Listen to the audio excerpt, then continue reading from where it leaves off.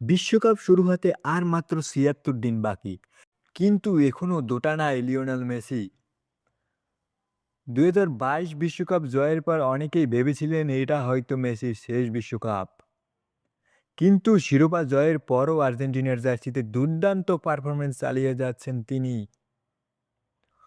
তবুও একটা বড় প্রশ্ন, ২৬ বিশ্বকাপে কি খেলবেন মেসি? এই প্রশ্নের উত্তর এখনো নিশ্চিত নয়। আর্জেন্টিনার কোচ লিওনেল স্কেলোনি স্পষ্টভাবে বলেছেন, এই সিদ্ধান্ত একমাত্র মেসির।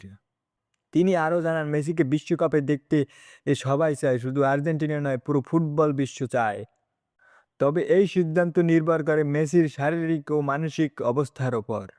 এদিকে মৌরিতানিয়া ও জাম্বিয়ার বিপক্ষে প্রীতি ম্যাচে মেসিকে দলে রাখা হয়েছে, তবে তবে তিনি শুরু থেকেই খেলবেন নাকি বেঞ্চ থেকে নামবেন তা এখনো নিশ্চিত নয়।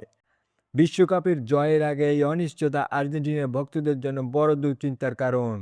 ১৬ই জুন আলজেরিয়ার বিপক্ষে ম্যাচ দিয়ে শুরু হবে আর্জেন্টিনার বিশ্বকাপের অভিযান। এখন দেখার বিষয়, মেসি থাকবেন নাকি এটাই হতে যাচ্ছে এক যুগের সমাপ্তি। এমন আরও আপডেট পেতে সাবস্ক্রাইব করুন মিলন স্পোর্টস। ধন্যবাদ।